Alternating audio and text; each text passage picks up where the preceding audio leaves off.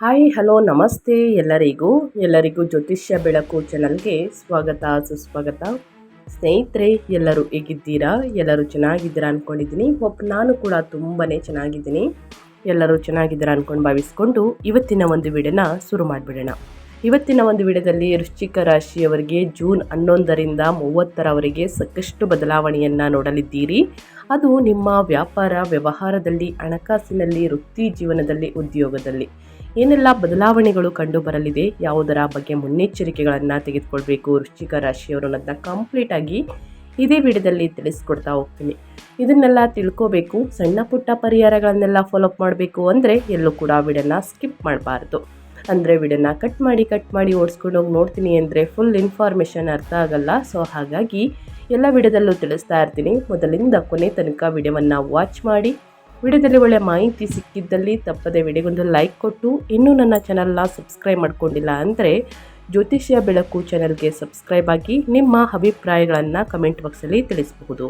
ಯಾರೆಲ್ಲ ಸಬ್ಸ್ಕ್ರೈಬ್ ಮಾಡಿಕೊಂಡು ಪ್ರತಿನಿತ್ಯ ವಿಡಿಯೋ ವಾಚ್ ಮಾಡ್ತಿದ್ದೀರಾ ಅಂಥವರಿಗೆ ಥ್ಯಾಂಕ್ ಯು ಸೋ ಮಚ್ ಅಂತ ಹೇಳ್ತಾ ವಿಡಿಯೋದ ಕಡೆ ಗಮನ ಕೊಟ್ಬಿಡೋಣ. ಹೌದು, ವೃಶ್ಚಿಕ ರಾಶಿಯವರಿಗೆ ಒಟ್ಟಾರೆಯಾಗಿ ಹೇಳಬೇಕು ಅಂದರೆ ಸಾಕಷ್ಟು ಬದಲಾವಣೆಯನ್ನು 2026 ಜೂನ್ ತಿಂಗಳಲ್ಲಿ ನೋಡಲಿದ್ದೀರಿ ಸ್ನೇಹಿತರೆ. ಅದು ಸಾಕಷ್ಟು ಬದಲಾವಣೆ ಅಂತಂದರೆ ನಿಮ್ಮ ವೃತ್ತಿ ಜೀವನದಲ್ಲೇ ಕಾಣಿಸ್ಕೊಳ್ಬಹುದು. ಓಕೆ, ಇದರ ಜೊತೆಗೆ ಪರಿಹಾರವನ್ನು ತಿಳಿಸ್ಕೊಡ್ತೀನಿ. ಆದಷ್ಟು ಸಣ್ಣ ಪುಟ್ಟ ಪರಿಹಾರದಿಂದಲೇ ದೊಡ್ಡ ಸಮಸ್ಯೆಗಳೇ ನಿವಾರಣೆಯಾಗಲಿದೆ ಸ್ನೇಹಿತರೆ. ಸೊ ಹಾಗಾಗಿ ಪರಿಹಾರವನ್ನೆಲ್ಲ ತಿಳ್ಕೋಬೇಕು ಅಂದರೆ ಎಲ್ಲೂ ಕೂಡ ಸ್ಕಿಪ್ ಮಾಡಿದೇ ಮೊದಲಿಂದ ಕೊನೆ ತನಕ ಸಂಪೂರ್ಣವಾಗಿ ವಿಡಿಯೋವನ್ನು ವಾಚ್ ಮಾಡಿ. ಈ ಅದೃಷ್ಟ ರಾಶಿ ನಿಮ್ಮ ಕುಟುಂಬದಲ್ಲಿ, ನಿಮ್ಮ ಸ್ನೇಹಿತರಲ್ಲಿ ಅಥವಾ ನಿಮ್ಮ ಹಿತೈಷಿಗಳು ಯಾರೇ ಆಗಿದ್ದರೂ ಕೂಡ ಅವರಿಗೆ ವಿಡಿಯೋವನ್ನು ಶೇರ್ ಮಾಡಿ. ವೃಶ್ಚಿಕ ರಾಶಿಯವರಿಗೆ ಪರಭವ ನಾಮ ಸಂವತ್ಸರ ಜೂನ್ 10ನೇ ತಾರೀಕು ಸ್ನೇಹಿತರೆ 2026 ಅಪಾರ ಅದೃಷ್ಟವನ್ನು ತರುವುದರ ಜೊತೆಗೆ ಕೆಲವು ಸವಾಲುಗಳನ್ನು ಏಕಕಾಲದಲ್ಲಿ ನೀಡುತ್ತದೆ. ಕಳೆದ ಒಂದು ವರ್ಷದಿಂದ ನಿಮ್ಮ 8ನೇ ಮನೆಯಲ್ಲಿ ಸಂಚರಿಸುತ್ತಾ ಪುನರ್ವರ್ತಿತ ಸವಾಲುಗಳನ್ನು ತಂದಿದ್ದ ಗುರು ಜೂನ್ ತಿಂಗಳಲ್ಲಿ ತನ್ನ ಉಚ್ಚ ಸ್ಥಾನವನ್ನು ಪಡೆಯಲು ನಿಮ್ಮ ಭಾಗ್ಯದ ಸ್ಥಾನವಾದಂತಹ 9ನೇ ಮನೆಗೆ ಕಟಕ ರಾಶಿಗೆ ಪ್ರವೇಶಿಸುತ್ತಾರೆ. ಇದು ನಿಮಗೆ ಸರ್ವಶ್ರೇಷ್ಠ ವರದಾನವಾಗಿ ಪರಿಣಮಿಸುತ್ತದೆ ಅಂತಲೇ ಹೇಳಬಹುದು. ಈ ಕಾರಣದಿಂದಾಗಿ ಆರ್ಥಿಕ ಮತ್ತು ವೃತ್ತಿಪರ ಅಡಚಣೆಗಳು ದೈವಿಕ ಕೃಪೆಯಿಂದ ಸುಗಮವಾಗಿ ನಿರ್ವಹಣೆಯಾಗುತ್ತದೆ. ಹದಿಯಾಗೋ ನಿಮ್ಮ ರಾಶಿಯ ಅಧಿಪತಿ ಮಂಗಳನು ತಿಂಗಳ ಬಹುಪಾಲು ಅದ್ಭುತ ಫಲಿತಾಂಶಗಳನ್ನು ಒದಗಿಸಿದರೂ ಜೂನ್ 15ರ ನಂತರ ಸೂರ್ಯನು 8ನೇ ಮನೆಗೆ ಮಿಥುನಕ್ಕೆ ಪ್ರವೇಶಿಸುವುದರಿಂದ ದೈಹಿಕ ಆಯಾಸ ಮತ್ತು ಯೋಗಕ್ಷೇಮದ ಬಗ್ಗೆ ಹೆಚ್ಚಿನ ಕಾಳಜಿ ವಹಿಸಬೇಕಾದ ಅಗತ್ಯವಿದೆ ಅಂತಲೇ ಹೇಳಬಹುದು. ಇನ್ನು ಗ್ರಹಗಳ ಸಂಚಾರ ಮತ್ತು ಗ್ರಹಗಳ ಸ್ಥಾನ ಬದಲಾವಣೆಯಿಂದ ಒಂದಲ್ಲ ಒಂದು ರೀತಿಯಲ್ಲಿ ಬದಲಾವಣೆ ಕಂಡು ಬರಲಿದೆ ಸ್ನೇಹಿತರೆ. ಇವಾಗ ವೃತ್ತಿ ಜೀವನದ ಬಗ್ಗೆ ಹೇಳೋದಾದ್ರೆ, ಸಿಂಪಲ್ ಆಗಿ ವೃತ್ತಿ ಜೀವನದ ಬಗ್ಗೆ ಹೇಳೋದಾದ್ರೆ ವೃಶ್ಚಿಕ ರಾಶಿಯವರಿಗೆ ಈ ಜೂನ್ ತಿಂಗಳು ವೃತ್ತಿಪರ ಕ್ಷೇತ್ರಗಳಲ್ಲಿ ಹೆಚ್ಚು ವೈವಿಧ್ಯಮಯವಾಗಿದ್ದರೂ ಒಟ್ಟಾರೆಯಾಗಿ ಅನುಕೂಲಕರವಾದ ಫಲಿತಾಂಶಗಳನ್ನು ನೀಡುತ್ತದೆ. ನಿಮ್ಮ ಕರ್ಮಸ್ಥಾನವಾದಂತಹ 10ನೇ ಮನೆಯಲ್ಲಿ ಕೇತುವಿನ ಉಪಸ್ಥಿತಿಯು ಸಾಂದರ್ಭಿಕವಾಗಿ ನಿಮ್ಮ ದೈನಂದಿನ ಕೆಲಸದ ಬಗ್ಗೆ ಸ್ವಲ್ಪ ನಿರ್ಲಿಪ್ತತೆ ಅಥವಾ ಕೊರತೆಯನ್ನು ಪ್ರಚೋದಿಸಬಹುದು. ನಿಮ್ಮ ರಾಶಿಯ ಅಧಿಪತಿಯಾದ ಮಂಗಳನು ಜೂನ್ 21ರವರೆಗೆ ತನ್ನದೇ ಆದಂತಹ 6ನೇ ಮನೆಯಲ್ಲಿ ಅತ್ಯಂತ ಪ್ರಬಲವಾಗಿರುವುದರಿಂದ ನೀವು ಎಲ್ಲ ವೃತ್ತಿಪರ ಸವಾಲುಗಳನ್ನು ಧೈರ್ಯದಿಂದ ಎದುರಿಸುತ್ತೀರಿ.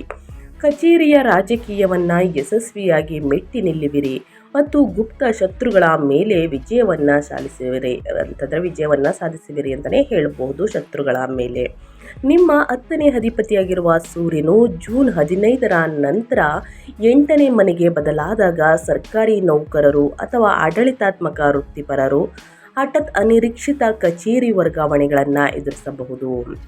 ಅದೇನೇ ಇದ್ದರೂ ಪರವಾಗಿಲ್ಲ, 9ನೇ ಮನೆಯಲ್ಲಿರುವಂತಹ ಗುರುವು ನೇರವಾಗಿ ನಿಮ್ಮ ಲಗ್ನವನ್ನು ಸೃಷ್ಟಿಸುವುದರಿಂದ ನಿಮ್ಮ ಸಹಜ ಬುದ್ಧಿವಂತಿಕೆಯನ್ನು ಬಳಸಿಕೊಂಡು ನೀವು ಎಲ್ಲ ಸವಾಲಿನ ಸಂದರ್ಭಗಳನ್ನು ಸಲೀಸಾಗಿ ನಿರ್ವಹಿಸಲಿದ್ದೀರಿ ಸ್ನೇಹಿತರೆ.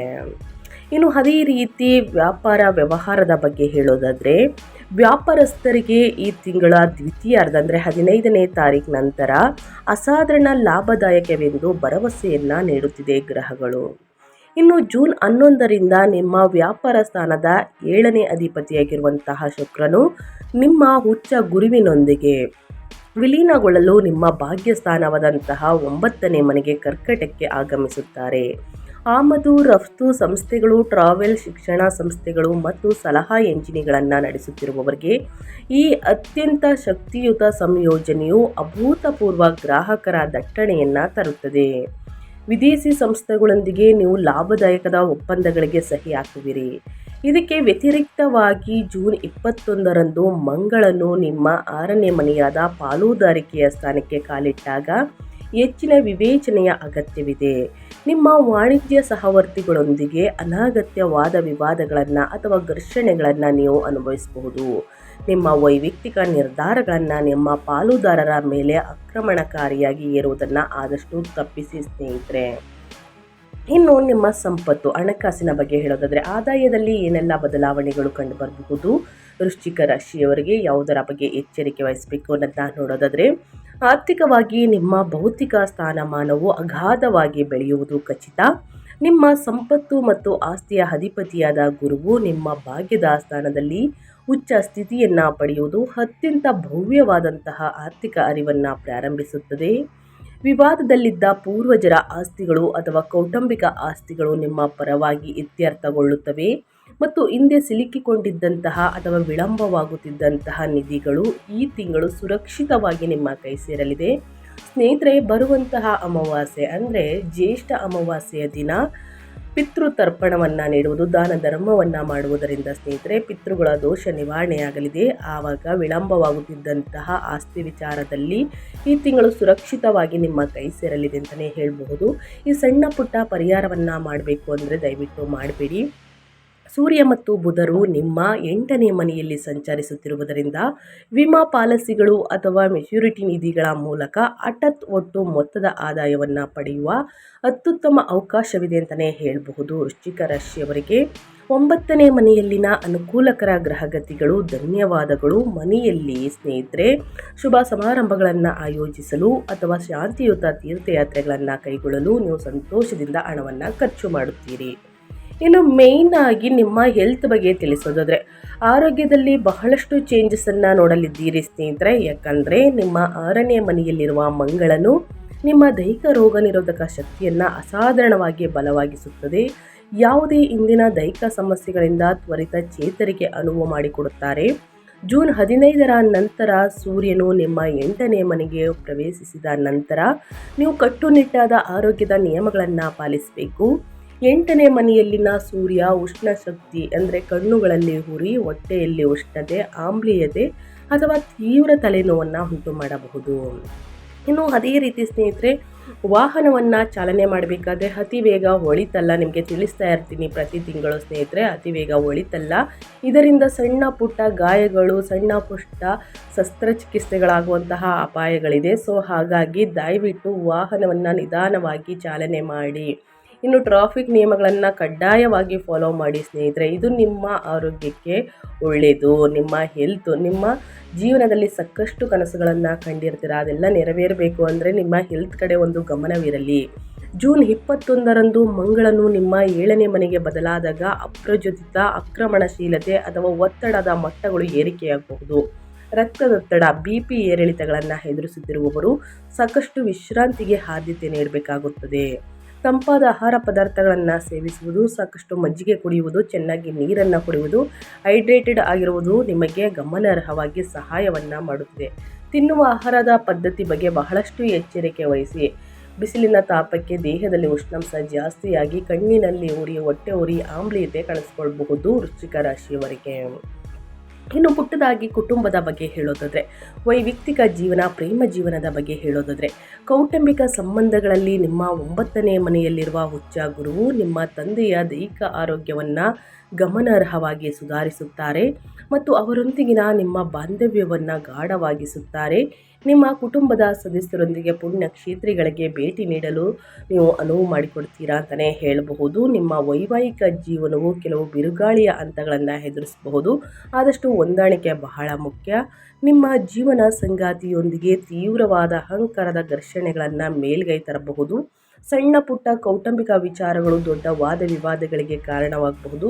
ಪ್ರತಿ ವಾದ ವಿವಾದಗಳನ್ನು ಗೆಲ್ಲಬೇಕು ಎಂಬ ಹಠ ಪ್ರಜ್ಞಾಪೂರ್ವಕವಾಗಿ ಬಿಟ್ಟು ಬಿಡುವುದು ಮತ್ತು ತಾಳ್ಮೆಯ ಮೌನವನ್ನು ಕಾಯ್ದುಕೊಳ್ಳುವುದರಿಂದ ನಿಮ್ಮ ವೈವಾಹಿಕ ಜೀವನದಲ್ಲಿ ಸುಲಭವಾಗಿ ಶಾಂತಿಯನ್ನು ಕಾಪಾಡಿಕೊಳ್ಳಬಹುದು. ಒಟ್ಟಾರೆಯಾಗಿ ಸ್ನೇಹಿತರೆ, ನಿಮ್ಮ ವ್ಯಾಪಾರ ವ್ಯವಹಾರದಲ್ಲಿ, ಹಣಕಾಸಿನಲ್ಲಿ, ನಿಮ್ಮ ಹೆಲ್ತ್ ಬಗ್ಗೆ, ಕುಟುಂಬದ ಬಗ್ಗೆ ಕಂಪ್ಲೀಟಾಗಿ ತಿಳಿಸ್ಕೊಟ್ಟಿದ್ದೀನಿ, ಯಾವುದರ ಬಗ್ಗೆ ಎಚ್ಚರಿಕೆ ವಹಿಸಬೇಕು ಅಂತ. ಅದೇ ರೀತಿ ಈ ಪರಿಹಾರವನ್ನು ಅನುಸರಿಸಿ ಕಷ್ಟ ಸಮಸ್ಯೆ ನಿವಾರಣೆಯಾಗಲಿದೆ. ಗುರು ಸೃಷ್ಟಿಸಿದಂತಹ ಭವ್ಯವಾದ ಭಾಗ್ಯಯೋಗವನ್ನು ಸಂಪೂರ್ಣವಾಗಿ ಬಳಸಿಕೊಳ್ಳಲು ಮತ್ತು 8ನೇ ಮನೆಯ ಸೂರ್ಯ ಹಾಗೂ 7ನೇ ಮನೆಯ ಮಂಗಳಿನಿಂದ ಉದ್ಭವಿಸುವಂಥ ಆರೋಗ್ಯ ಮತ್ತು ಕೌಟುಂಬಿಕ ಅಡಚಣೆಗಳನ್ನು ತಟಸ್ಥಗೊಳಿಸಲು ಈ ಪರಿಹಾರಗಳನ್ನು ಅಭ್ಯಾಸ ಮಾಡಿ. ಸೂರ್ಯ ನಮಸ್ಕಾರ. ಜೂನ್ 15ರ ನಂತರ 8ನೇ ಮನೆಯಲ್ಲಿರುವ ಸೂರ್ಯನಿಂದ ಉಂಟಾಗುವ ಉಷ್ಣ ಸಂಬಂಧಿತ ಕಾಯಿಲೆಗಳು, ಆರೋಗ್ಯದಲ್ಲಿರುವ ಸಮಸ್ಯೆಗಳು, ಹಠಾತ್ ಹಿನ್ನಡೆಗಳನ್ನು ತಡೆಯಲು ಮತ್ತು ವ್ಯಾಪಾರ ವ್ಯವಹಾರದಲ್ಲಿ ಮುಂದಿನ ದಿನಗಳಲ್ಲಿ ಅಭಿವೃದ್ಧಿಯನ್ನು ನೋಡಲು, ಅಡಚಣೆಗಳೆಲ್ಲ ನಿವಾರಣೆ ಆಗಬೇಕು ಅಂದರೆ ಮುಂಜಾನೆ ಆದಿತ್ಯ ಹೃದಯ ಸ್ತೋತ್ರವನ್ನು ಕೇಳುತ್ತಾ ಸೂರ್ಯ ನಮಸ್ಕಾರವನ್ನು ಅಭ್ಯಾಸ ಮಾಡಿ ಸೂರ್ಯದೇವರಿಗೆ ಅಗ್ರವನ್ನು ನೀಡುವುದರಿಂದ ಸಮಸ್ಯೆಗಳು ಕ್ರಮೇಣವಾಗಿ ಕಡಿಮೆಯಾಗಲಿದೆ. ಸೊ ಹಾಗಾಗಿ ತಪ್ಪದೇ ಈ ಪರಿಹಾರಗಳನ್ನು ಮಾಡಿ ಅಂತ ಹೇಳ್ತಾ ನಾನು ವಿಡಿಯೋವನ್ನು ಎಂಡ್ ಮಾಡ್ತಾ ಇದ್ದೀನಿ. ಇವತ್ತಿನ ಒಂದು ವಿಡಿಯೋದಲ್ಲಿ ಸಂಪೂರ್ಣ ಮಾಹಿತಿ ಸಿಕ್ಕಿದ್ದಲ್ಲಿ ಈ ವಿಡಿಯೋಗೆ ಲೈಕ್, ಕಮೆಂಟ್, ಶೇರ್ ಮಾಡಿ ನಿಮ್ಮ ಅಭಿಪ್ರಾಯವನ್ನು ತಿಳಿಸಿ. ಮತ್ತೊಂದು ವಿಡಿಯೋದಲ್ಲಿ ಸಿಗ್ತೀನಿ. Thank you for watching.